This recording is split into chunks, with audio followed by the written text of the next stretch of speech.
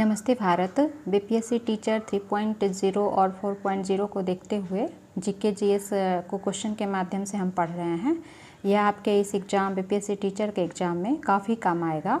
साथ ही अगर आप किसी भी स्टेट पीसीएस जैसे बिहार पब्लिक सर्विस कमीशन या यूपी पीसीएस, झारखंड पीसीएस या फिर कोई और भी वनडे एग्ज़ाम अगर देते हैं तो वहाँ का जो प्रीलिम्स एग्ज़ाम है तो वहाँ भी आपके लिए यह वीडियो काफ़ी यूज़फुल होगा।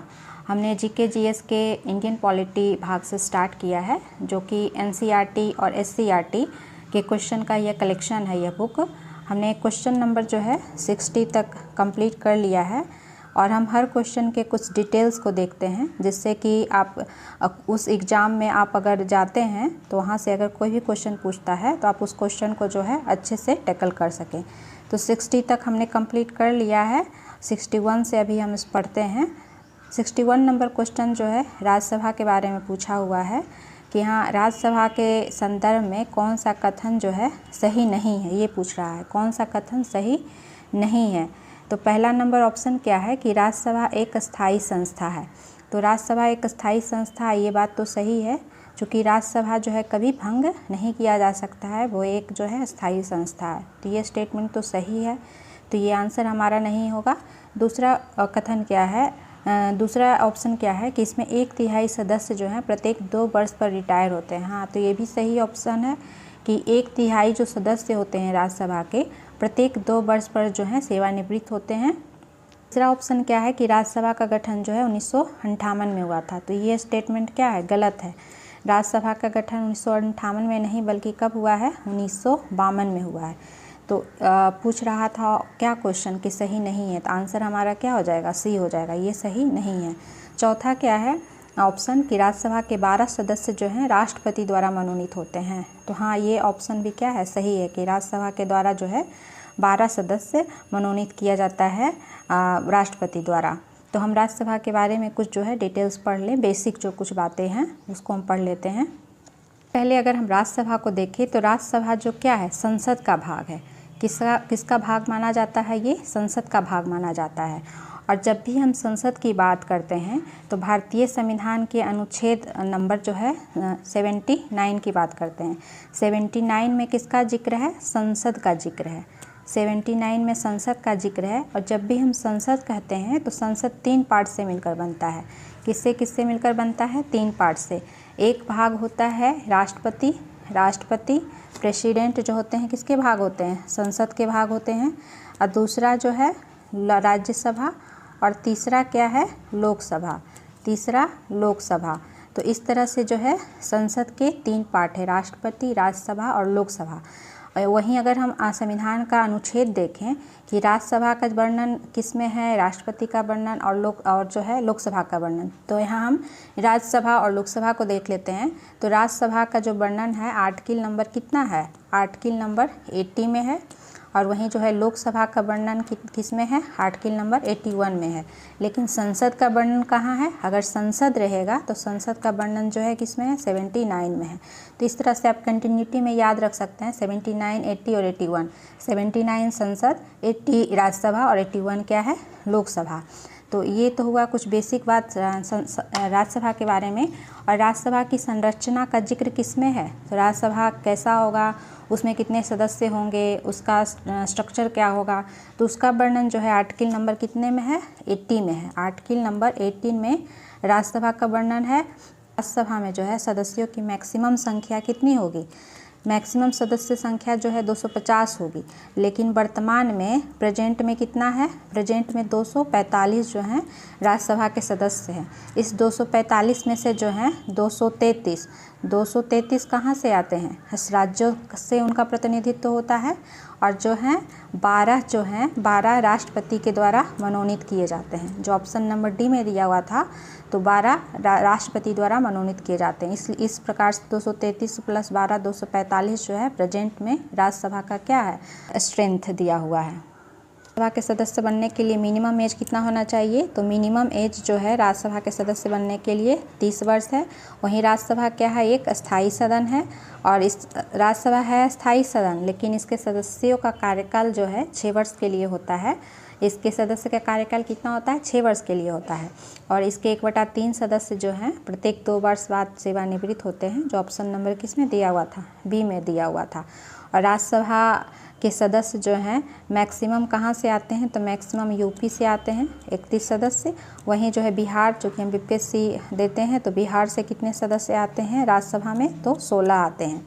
16 बिहार सभा से राज्यसभा का जो है, राज्यसभा में बिहार से 16 सदस्यों का जो है प्रतिनिधित्व है। वहीं राज्यसभा का सभापति कौन होता है, तो भारत का जो उपराष्ट्रपति होता है, भारत का उपराष्ट्रपति जो होता है वो राज्यसभा का क्या होता है, पदेन सभापति होता है। और राज्यसभा का हम गठन की बात करें, राज्यसभा का गठन कब हुआ है, तो राज्यसभा का पहली बार गठन जो है 3 अप्रैल 1952 से स्टार्ट हुआ है। वहीं इसने काम करना कब से स्टार्ट किया है, यानी राज्यसभा की पहली बैठक कब हुई है, तो 13 मई 1952 को जो है इसकी पहली बैठक हुई है। और राज्यसभा का एक प्रमुख जो है अधिकार होता है अखिल भारतीय सेवा का सृजन। जो अखिल भारतीय सेवा है, ऑल इंडिया जो सर्विस है, जिसमें कि हम बीपीएससी, यूपीएससी या जो भी स्टेट पीसीएस है उसकी जो तैयारी जो करते हैं, तो उसके सेवाओं के सृजन का अधिकार किसको है, राज्यसभा को है। ये आर्टिकल नंबर 312 में बताया गया है। क्वेश्चन क्या है कि योजना किस सूची में वर्णित है, योजना, यहाँ योजना के बारे में पूछ रहा है, किस सूची में वर्णित है, तो आंसर यहाँ हो जाएगा समवर्ती सूची। योजना जैसे कि प्लानिंग कमीशन योजना आयोग जो था, जो जिसके द्वारा योजना बनाया जाता था, पंचवर्षीय योजना का निर्माण किया जाता था, अभी वही काम किसके द्वारा किया जा रहा है, जो नीति आयोग के द्वारा जो किया जा रहा है, योजना बनाने का काम किया जा रहा है। तो योजना किस सूची में वर्णित है, तो समवर्ती सूची में वर्णित है। तो हम ये देख लेते हैं कि सूची क्या होता है। सूची का जब जिक्र आया है तो हम सूची को पढ़ लेते हैं। तो जब भी हम सूची की बात करते हैं तो केंद्र राज्य संबंध, केंद्र राज्य संबंधों को बताने के लिए जो है कि केंद्र का क्या पावर होगा, राज्यों का क्या पावर होगा, दोनों की शक्तियों के विभाजन के लिए जो है संविधान में, भारतीय संविधान में 7वीं अनुसूची का प्रावधान किया गया है। 7वीं अनुसूची का प्रावधान किया गया है, जिसमें कि ये बताया गया है कि केंद्र के पास क्या शक्तियां हैं, राज्य के पास किन किन मामलों में जो है किन किन क्षेत्र में क्या शक्तियां होंगी। तो ये 7वीं अनुसूची में कहा गया है। और संविधान में कुल कितनी अनुसूचियां हैं, 12 अनुसूचियां हैं। तो उसी 12 अनुसूची में 7वीं अनुसूची में जो है ये केंद्र सूची, राज्य सूची और समवर्ती सूची, 3 प्रकार की सूची का प्रावधान किया गया है। तो 7वीं अनुसूची में कितनी अनुसूचियां हैं, 3 अनुसूचियां हैं। कौन कौन सी अनुसूचियां हैं, एक तो संघ सूची या फिर आप केंद्र सूची कहें, दूसरा राज्य सूची और तीसरा क्या है, समवर्ती सूची। तीसरा है समवर्ती सूची। तो जो संघ सूची या केंद्र सूची है उस पे जो है कानून बनाने का अधिकार किसको है, संसद को है, संसद को है, यानी केंद्र को है। इस पे कौन कानून बनाती है, संसद। वहीं राज्य सूची पर कौन कानून बनाती है, तो राज्य विधानमंडल। हालांकि कुछ विशेष अगर परिस्थितियां हो जाएं तो उस विशेष परिस्थिति में संसद भी कानून जो है राज्य सूची पर बना सकती है।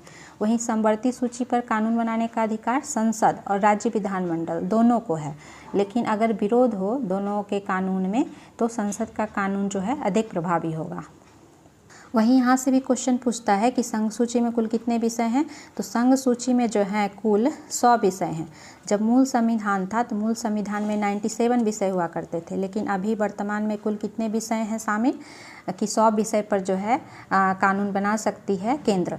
वहीं जो है राज्य सूची पर, राज्य सूची में कुल कितने विषय हैं, तो राज्य सूची में कुल जो हैं 61 विषय हैं, जबकि मूल संविधान में कुल कितने विषय थे, 66 विषय थे। तो ये भी क्वेश्चन पूछता है कि मूल संविधान में कितने थे और वर्तमान में कितने हैं। 61 विषय राज्य सूची में है और इस 61 विषय पर जो है राज्य विधानमंडल कानून बना सकती है। वहीं समवर्ती सूची में कुल कितने विषय हैं, समवर्ती सूची में जो है कुल विषय की संख्या अगर हम देखें तो 52 हैं, जबकि मूल संविधान में कितने थे, मूल संविधान में 47 विषय थे। तो ये भी आप याद रखिएगा कि संघ सूची में कितने विषय हैं, राज्य सूची में कितने विषय हैं और समवर्ती सूची में कितने विषय हैं।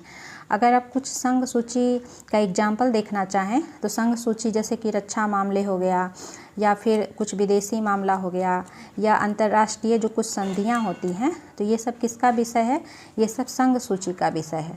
वहीं अगर हम राज्य सूची का अगर कुछ विषय देखें तो राज्य सूची का विषय जैसे हो गया आपका भू राजस्व हो गया, कृषि का मामला हो गया या फिर पुलिस हो गया, कृषि, पुलिस या फिर भू राजस्व, ये किसका विषय है? राज्य सूची का विषय है कि राज्य विधानमंडल जो है इस पर कानून बना सकती है। वहीं अगर हम समवर्ती सूची देखें कि जिस पर संसद और राज्य विधानमंडल दोनों कानून बना सकती है, तो ये परिवार नियोजन या जनसंख्या नियंत्रण का जो होता है वो विषय हो गया। या फिर शिक्षा भी समवर्ती सूची का विषय है। वहीं जो है जो न्यूज़पेपर होते हैं, न्यूज़पेपर वो भी समवर्ती सूची का विषय है। तो आप 2-3 जो है एग्जाम्पल भी याद रखिएगा ताकि आपको समझने में जो है आसानी होगी। वहीं एक क्वेश्चन और पूछा जाता है कि आप 42वां संविधान संशोधन 1976, 42वां संविधान संशोधन 1976 से जो है कुल कितने विषय, कुल 5 विषयों को जो है राज्य सूची से हटा करके किस में डाल दिया गया है? समवर्ती सूची में। पहले ये राज्य सूची के विषय थे जिस पे राज्य विधानमंडल का कानून बनाने का अधिकार था, लेकिन इनको जो है 42वां संविधान संशोधन 1976 के माध्यम से इसको समवर्ती सूची में डाल दिया गया, जिसका अर्थ है कि राज्य विधानमंडल भी कानून बना सकती है और संसद भी बना सकती है, लेकिन अगर अंतर विरोध हो तो संसद द्वारा बनाया गया कानून जो है प्रभावी होगा। तो ये 5 विषय कौन कौन से हैं? ये पांचों विषय जो है एग्जाम में पूछ लिया जाता है, ऑप्शन में दे दिया जाता है। तो एक तो है शिक्षा, दूसरा है वन, तीसरा जनसंख्या नियंत्रण और परिवार नियोजन, चौथा बाट और माप, पांचवा है जानवर तथा पक्षियों की सुरक्षा यानी वन का जो विषय है वो। तो इस तरह से 5 है, इसमें से 2-3 ज़्यादा पूछा जाता है, वन, शिक्षा, जनसंख्या नियंत्रण। तो ये इसको आप याद रखिएगा कि ये किसका विषय है? तो समवर्ती सूची का विषय है ये पाँचों। साथ ही साथ अगर हम देखें कि ये जो तीनों सूचियां हैं, तीनों सूचियां ऐसे तो 7वीं अनुसूची का विषय है, लेकिन संविधान के किस अनुच्छेद में जो है इस 7वीं अनुसूची का जिक्र किया गया है? तो आर्टिकल नंबर आप याद रखिएगा 246 में जो है 3 प्रकार के जो है सूची का वर्णन है, संघ सूची, राज्य सूची और समवर्ती सूची। आर्टिकल नंबर कितना है? 246, तो आप ये भी याद रखेंगे। वहीं जो है अपशिष्ट सूची, एक यहाँ देखिए ऑप्शन में दिया हुआ है अपशिष्ट सूची। तो अपशिष्ट सूची पे जो कानून बनाने का अधिकार है वो किसको है? वो केंद्र को है, संसद को है। और अपशिष्ट सूची होता क्या है? तो जिन सूचियों का या जिन विषयों का उल्लेख ना ही संघ सूची में है, ना ही राज्य सूची में है और ना ही जो है समवर्ती सूची में है, तो वैसे विषय अपशिष्ट सूची में आएंगे। जैसे कि कुछ नया जो विषय उभरते रहता है, वर्तमान में आप देख सकते हैं साइबर क्राइम का कोई विषय हो गया या फिर IT सेक्टर का विषय हो गया या रोबोटिक्स का विषय हो गया, जो कुछ नए क्षेत्र जो उभर रहे हैं जिनका उल्लेख जो है ना ही संघ सूची में है, ना ही राज्य सूची में है और ना ही समवर्ती सूची में है, तो वैसे विषय किस में आएंगे? अपशिष्ट सूची में। यानी कि जो बच गए, इन तीनों सूचियों से जो बच गए वो उनको अपशिष्ट सूची में रखा जाएगा। और अपशिष्ट सूची का वर्णन आर्टिकल नंबर कितने में है? आर्टिकल 248 में जो है अपशिष्ट सूची का वर्णन है। तो आप थोड़ा सा बेसिक डिफरेंस है कि आप याद रखेंगे आर्टिकल 246 में जो है अपशिष्ट सूची का वर्णन नहीं है, बल्कि इसके लिए अलग आर्टिकल है। एक चीज़ आप यहाँ और भी याद रख सकते हैं, चूँकि जो 7वीं अनुसूची है वो 7वीं अनुसूची केंद्र राज्य संबंधों का वर्णन करती है। केंद्र राज्य संबंधों का वर्णन करती है कि केंद्र किस विषय पर कानून बनाएगी, राज्य किस विषय पर कानून बनाएगी। तो इस केंद्र राज्य संबंध से संबंधित जो है कुछ आयोग एग्जाम में पूछ लिया जाता है, जिसमें कि एक सरकारिया आयोग, ये हमेशा एग्जाम में पूछा जाता है। तो सरकारिया आयोग का गठन कब किया गया था और किससे संबंधित है? तो सरकारिया आयोग किससे संबंधित है? सबसे पहले केंद्र राज्य संबंध से संबंधित है। और केंद्र राज्य संबंध के लिए सरकारिया आयोग का जो गठन किया गया था वो कब किया गया था? 1983 में किया गया था इसका गठन। वहीं पुंछी आयोग का भी जो है गठन किस लिए किया गया था? केंद्र राज्य संबंध को ही एक तरह से आकलन करने के लिए किया गया था पुंछी आयोग। और पुंछी आयोग का गठन कब किया गया है? तो इसका गठन जो है पुंछी आयोग का गठन 2007 में किया गया है। तो इन दोनों आयोग को आप रखेंगे याद, सरकारिया आयोग और पुंछी आयोग, दोनों का संबंध किससे है? केंद्र राज्य संबंध से है। अगले क्वेश्चन पर आते हैं कि भारत के दोनों लोकसभा और राज्यसभा में कोरम के लिए कुल सदस्यों का कौन सा अंश आवश्यक है? तो कोरम के लिए कितना होना चाहिए? इसका आंसर नंबर हो जाएगा 1/10। तो कोरम से क्या तात्पर्य है? कोरम का आशय होता है, कोरम का आशय है कि चाहे लोकसभा हो या फिर राज्यसभा हो, या फिर हम या लोकसभा की बात करते हो या राज्यसभा की बात करते हो, उसके उस सदन के जो है अधिवेशन होने के लिए, अधिवेशन का गठन करने के लिए, कि अधिवेशन को आहूत किया जा सके, उसके लिए कुल कितने सदस्य होने आवश्यक है कि अधिवेशन को जो है ये कंटिन्यू किया जा सके।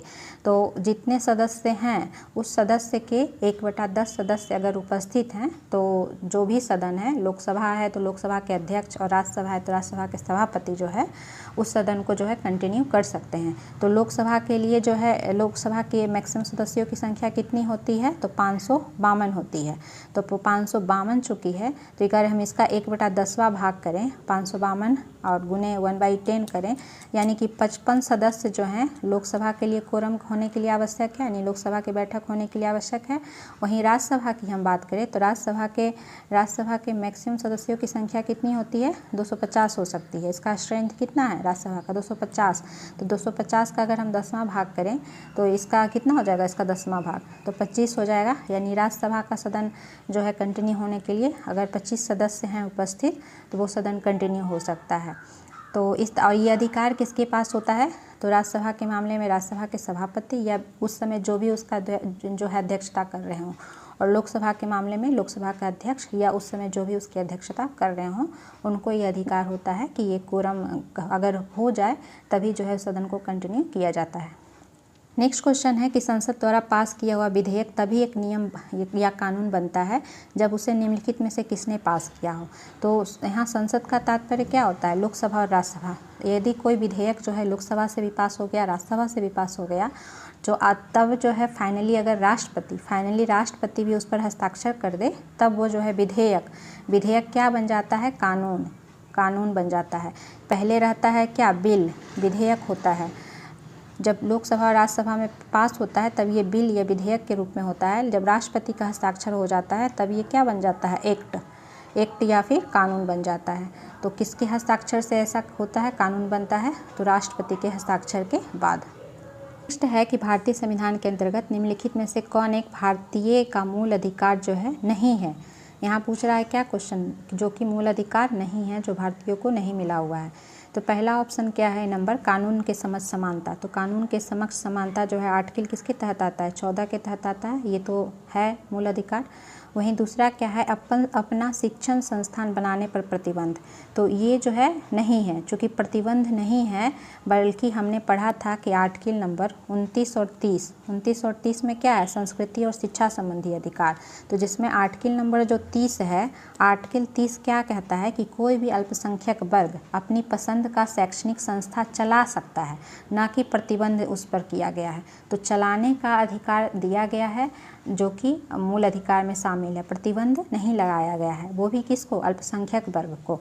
और यदि अल्पसंख्यक वर्ग पूछे कि किसको अल्पसंख्यक वर्ग का दर्जा प्राप्त है, तो 6 वर्ग ऐसे 6 समुदाय हैं जिनको कि अल्पसंख्यक का दर्जा प्राप्त है। इसमें कि मुस्लिम, पारसी, सिख, ईसाई, बौद्ध और जैन। तो ये प्रतिबंध नहीं लगाया गया है, बल्कि उनको अपनी शैक्षणिक संस्था चलाने का अधिकार दिया गया है आर्टिकल 30 के तहत। तो ये नहीं है, तो ये वही पूछ रहा था, मूल अधिकार नहीं है, तो बी नंबर नहीं हो जाएगा। तीसरा ऑप्शन क्या है, धर्म की स्वतंत्रता। धर्म की स्वतंत्रता तो आर्टिकल नंबर 25 से कितने में दिया हुआ है, 25 से 28 के अंतर्गत जो है धर्म की स्वतंत्रता है। तो ये तो है ही मूल अधिकार, तो ये आंसर नहीं होगा। फिर डी नंबर क्या है, भाषण देने की स्वतंत्रता। तो भाषण देने की स्वतंत्रता किस में आएगा, स्वतंत्रता के अधिकार। स्वतंत्रता का अधिकार हमने क्या पढ़ा है, आर्टिकल 19 में है। और आर्टिकल 19 में आपका आ जाएगा आर्टिकल 19 के ए में क्या है, बोलने की स्वतंत्रता। बोलने की स्वतंत्रता किसमें है, आर्टिकल 19 के ए में, उसी में भाषण देने की स्वतंत्रता भी आ जाएगी। तो ये भी मूल अधिकार है, तो इसलिए आंसर क्या हो जाएगा, बी। बाकी सब तो मूल अधिकार मिला हुआ है भारतीयों को। क्या है कि भारतीय संविधान में प्रारंभ में मौलिक कर्तव्यों का प्रावधान नहीं था। मौलिक कर्तव्य किस संविधान संशोधन द्वारा संविधान के किस भाग में इसका समावेश जो है किया गया है। तो मौलिक कर्तव्यों का समावेश किस भाग में किया गया है, तो भाग 4 के ए में जो है मौलिक कर्तव्य जोड़ा गया है। और किस समिति की सिफारिश पर जोड़ा गया है, तो स्वर्ण सिंह समिति की सिफारिश पर जो है मौलिक कर्तव्यों को संविधान के भाग 4A में जोड़ा गया है और आर्टिकल नंबर इसका क्या है, आर्टिकल नंबर 51 का क है। और कुल कितने जो है मौलिक कर्तव्य को जोड़ा गया है, तो कुल जो है 11 मौलिक कर्तव्य को जोड़ा गया है। मूल पहले कितना मौलिक कर्तव्य जोड़ा गया था, जब इसको जोड़ा गया था 42वें संविधान संशोधन 1976 के द्वारा। या आप ये भी याद रखेंगे कि जो मौलिक कर्तव्य जोड़ा गया है ये 42वां संविधान संशोधन 1976 के द्वारा जो है जोड़ा गया है। और जब जोड़ा गया था 1976 में तो 10 मूल कर्तव्यों को जोड़ा गया था, लेकिन 86वां संविधान संशोधन 2002 के द्वारा जो है 11वां मूल कर्तव्य जोड़ा गया। तो इस तरह से वर्तमान में कुल कितने मौलिक कर्तव्य हैं, 11 मौलिक कर्तव्य हैं। कि लोकसभा का अध्यक्ष जो है अपना त्यागपत्र किसे संबोधित करता है, तो लोकसभा का अध्यक्ष जो है अपना त्यागपत्र उपाध्यक्ष को संबोधित करता है। तो हम लोकसभा के बारे में कुछ बेसिक पॉइंट पढ़ लेते हैं। सबसे पहले तो लोकसभा का जिक्र किस में है, आर्टिकल नंबर 81 हम पहले भी पढ़े हैं। और लोकसभा का मैक्सिमम स्ट्रेंथ कितना हो सकता है, तो 552 हो सकता है। और लेकिन वर्तमान में कितना स्ट्रेंथ है, तो 545 है। और इस 545 में जो है 500 आप 3 भाग में इसको बांट के याद रखेंगे कि इस 545 में से 524 जो है राज्यों का प्रतिनिधित्व करते हैं, स्टेट का प्रतिनिधित्व करते हैं। वहीं जो है 19 जो है 19 किसका प्रतिनिधित्व करते हैं, तो यूटी का जो संघ शासित प्रदेश है, और 2 जो है एंग्लो इंडियन। तो इस तरह से कुल 545 स्ट्रेंथ है। हालांकि एंग्लो इंडियन का प्रावधान तो अभी समाप्त कर दिया गया है, लेकिन आप जो मूल संविधान में था वो इस तरह से जो है स्ट्रक्चर दिया हुआ है। एक क्वेश्चन आप और याद रखेंगे कि पूछा भी था बीपीएससी कि 84 नंबर का जो संविधान संशोधन किया गया है 2001 में, इसमें जो है लोकसभा और जो राज्य विधानसभा है, ये दोनों के सीटों की संख्या को जो है 2026 तक जो है यथावत रखा गया है। तो ऑप्शन में यही 2026 था कि कब तक लोकसभा के सीट और राज्य विधानसभा का सीट जो है यथावत रहेगा, तो 2026 तक जो है यथावत रहेगा। और क्या है कि लोकसभा के बारे में कि लोकसभा का कार्यकाल कितना होता है, 5 साल का होता है। और लोकसभा परिषद जो होते हैं वो लोकसभा के प्रति सामूहिक रूप से उत्तरदायी होते हैं। ये आर्टिकल नंबर 75 में बताया हुआ है। ये हमेशा आर्टिकल 75 पूछता है कि आर्टिकल 75 में क्या है कि मंत्रिपरिषद जो है लोकसभा के प्रति सामूहिक रूप से उत्तरदायी होती है।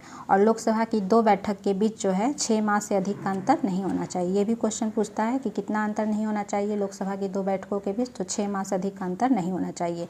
और लोकसभा का जो है पावर अधिक होता है धन विधेयक के मामले में, जो आर्टिकल 110 में जो वर्णित है धन विधेयक, तो धन विधेयक के मामले में लोकसभा का निर्णय क्या होता है, अंतिम होता है। नेक्स्ट क्या है कि भारत के किस राज्य में द्विसदनीय व्यवस्थापिका नहीं है, तो द्विसदनीय व्यवस्थापिका यानी कि बाईकैमरलिज्म ये पूछ रहा है कि किस किस स्टेट में जो है द्विसदनीय बाईकैमरलिज्म है, यानी विधानसभा भी है और विधान परिषद भी है। विधानसभा और विधान परिषद दोनों की उपस्थिति है। तो वैसे कौन कौन से जो है राज्य हैं, लेकिन यहाँ पर पूछ रहा है कौन नहीं है, तो बिहार में तो द्विसदनीय व्यवस्था है, उत्तर प्रदेश में भी द्विसदनीय व्यवस्था है, यानी कि विधानसभा भी है और विधान परिषद भी है। पंजाब में जो है द्विसदनीय व्यवस्था नहीं है। वहीं जो है जम्मू कश्मीर तो अब जम्मू कश्मीर पुनर्गठन अधिनियम 2019 के बाद तो अब एक यूटी के श्रेणी में आ गया है। पहले यहाँ पर द्विसदनीय व्यवस्था थी, लेकिन जो है अब जो है ये जम्मू कश्मीर पुनर्गठन अधिनियम 2019 जब लागू किया गया तब यहाँ पर उसको जो है एक सदनीय बना दिया गया, यूनिकैमरलिज्म इसको बना दिया गया है। इसलिए जो है ये ऑप्शन तो होगा नहीं, आंसर हमारा क्या हो जाएगा, पंजाब। तो आप क्वेश्चन क्या है, अगला क्वेश्चन है कि सत्य कथन को चुनिए। सत्य कथन को चुनना है। ऑप्शन नंबर ये क्या है कि राज्यसभा में 11 सदस्यों को राष्ट्रपति मनोनीत करते हैं, तो नहीं, ये गलत है। राज्यसभा में कितने सदस्यों को राष्ट्रपति मनोनीत करते हैं, तो 12 सदस्यों को। नेक्स्ट है कि प्रत्याशी को उसी राज्य का होना चाहिए जहाँ से वो राज्यसभा का चुनाव लड़ रहा हो, तो यह कोई आवश्यक नहीं है, तो ये भी गलत है। नेक्स्ट है कि राज्यसभा को भंग किया जा सकता है, नहीं, राज्यसभा क्या है, एक अस्थायी सदन है, इसको भंग नहीं किया जा सकता। हाँ, इसके सदस्यों का कार्यकाल जो है 6 वर्ष का होता है, और साथ ही साथ जो है इसके 1/3 सदस्य जो है हर 2 वर्ष पर क्या होते हैं, सेवानिवृत्त होते हैं। चौथा नंबर ऑप्शन क्या है कि लोकसभा में राष्ट्रपति जो है 2 सदस्य मनोनीत करते हैं। हाँ, तो ये सही है, लोकसभा में राष्ट्रपति 2 सदस्य मनोनीत करते हैं। हालांकि वर्तमान में ये व्यवस्था भी समाप्त कर दी गई है। 104वां संविधान संशोधन 2019 104वां संविधान संशोधन 2019 के द्वारा जो है लोकसभा में जो 2 सदस्य राष्ट्रपति द्वारा मनोनीत करने की व्यवस्था था उसको समाप्त कर दिया गया है। लोकसभा या फिर राज्य विधानसभा में 2 सदस्य जो है निर्वाचित करने का जो प्रोविज़न था, राज्य विधानसभा में 2 सदस्य कौन निर्वाचित करते थे, तो राज्यपाल, और लोकसभा में राष्ट्रपति।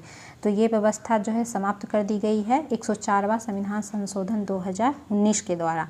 तो ये आप कुछ करेंट अफेयर्स का चीज़ है, आप इसको भी ध्यान रखेंगे।